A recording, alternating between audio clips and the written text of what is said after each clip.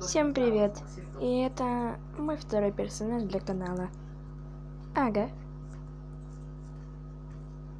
Вам должно быть интересно, почему она моргает одним глазом. У нее шрам. Это кое-чем связано, но я скажу об этом позже.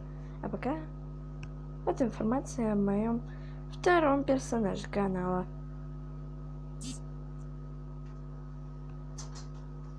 Конец.